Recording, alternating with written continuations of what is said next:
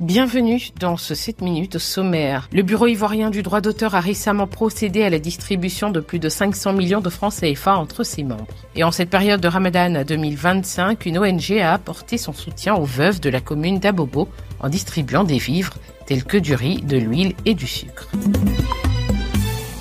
La direction générale du Burida a tenu une conférence de presse consacrée à la répartition trimestrielle des montants alloués à chaque catégorie. Objectif, informer tous les ayants droit et l'opinion nationale des montants mis en répartition. Le responsable du département des réparations des droits voisins a sollicité les réalisateurs, les invitant à déclarer leurs films afin que les acteurs y ayant participé puissent percevoir leurs droits.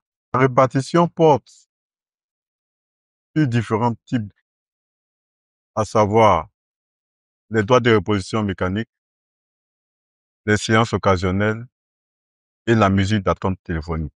Le montant global est de 520 millions 457 415, dont 308 millions 039 695 en DA et 212 millions 417 720 en droit voisin. Réalisateurs qui sont chargés de venir déclarer les œuvres cinématographiques ne viennent pas.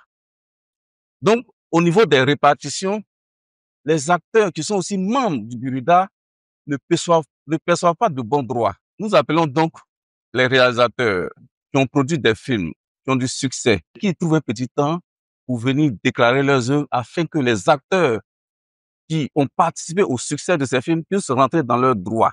Les droits d'auteur sont un ensemble de droits accordés aux créateurs d'œuvres originales, livres, films, musique, logiciels, etc., pour protéger leur travail contre toute reproduction ou utilisation non autorisée. Adama Diawara tire la sonnette d'alarme face à la dégradation des sols en Côte d'Ivoire, conséquence des opérations d'orpaillage clandestin et illégal. Dans sa communication du 6 mars dernier lors du programme FONSTI ODD 2024, il a exprimé ses préoccupations devant les acteurs de la recherche scientifique et de l'innovation technologique. C'est des projets qui sont d'une nature à impacter la vie de la nation. Moi, je prends un exemple simple. Le fait de restaurer des terres qui ont été, je les ai dégradées, c'est gentil, qui ont été massacrées littéralement par. Lors de cet événement, un projet pilote de réhabilitation d'anciens sites d'orpaillage à des fins agricoles a été présenté au ministre. Ce projet, qui sera mis en œuvre dans le district Sassandra-Maraoué, vise à restaurer les terres affectées par l'orpaillage pour en permettre une utilisation agricole durable. Nous, notre vision, c'est de pouvoir associer ces micro-organismes à des plantes qu'on va essayer sur ces parcelles et puis suivre en fait l'évolution des polluants dans ces parcelles, de sorte à pouvoir sélectionner des cultures qui sont adaptées à ces systèmes de production que nous allons expérimenter. De sorte à ce que les populations retournent à l'activité agricole, même si elles ne retournent pas complètement à l'agriculture agricole, elles ont une autre alternative de revenus liés pratiquement à l'agriculture et elles peuvent continuer leurs activités minières si elles font ce qu'elles sont rentables. La Côte d'Ivoire, dans le cadre de son nouveau code de l'environnement, multiplie les actions de sensibilisation et de répression contre les pratiques illégales dans le but de garantir une gestion plus responsable de l'environnement.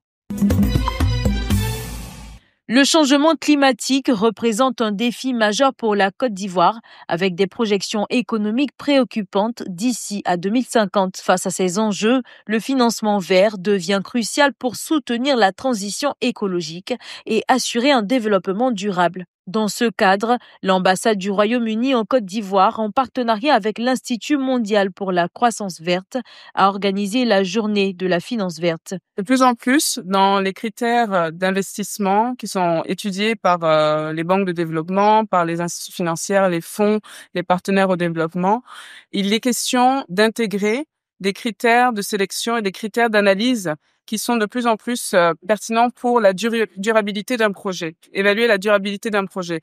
Non seulement d'avoir un projet qui soit qui ait un revenu et un intérêt et un impact positif, mais surtout que ce projet-là et ces ambitions-là aient sur le long terme et en termes de durabilité un impact positif pour la société. La journée a inclus des ateliers, des tables rondes et des activités pour soutenir les entrepreneurs locaux favoriser les opportunités commerciales vertes et mobiliser la finance verte à grande échelle. Et d'aujourd'hui, c'était de réunir les différents acteurs impliqués dans la lutte contre le changement climatique en mettant l'accent sur la mobilisation des capitaux verts.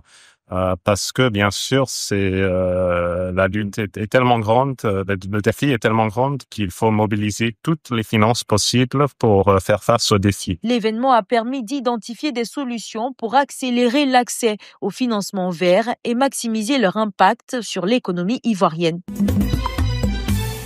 Les sacs de riz, de l'huile, du sucre, tels sont les dons en vivres offerts par l'ONG Noblesse à 40 veuves d'une mosquée de la commune d'Abobo. Un geste profondément apprécié par les récipiendaires. L'association Noblesse nous a visité aujourd'hui pour nous donner des dons, nous les voir un peu, le coup de mari. Vraiment, tout ce qu'on peut dire, c'est de l'aide et merci. Merci. Cet acte de générosité s'inscrit dans les valeurs de partage et d'entraide caractéristiques du mois sacré de Ramadan, une période où la solidarité est mise en avant. Le mois de Ramadan qui signifie déjà le partage, et pénitence. Et nous sommes là pour apporter la joie dans le cœur de toutes ces personnes dont nous choisissons des mosquées chaque année dans le mois de Ramadan pour pouvoir faire des dons. Créée en décembre 2014, l'ONG Noblesse est une association caritative humanitaire internationale qui repose sur l'entraide. Le principe fondamental de l'association est d'apporter de l'aide humanitaire, plaçant l'homme au cœur de l'action. C'est la fin de cette édition, merci de l'avoir suivi. L'information continue sur cette info et sur www.cetinfo.ci.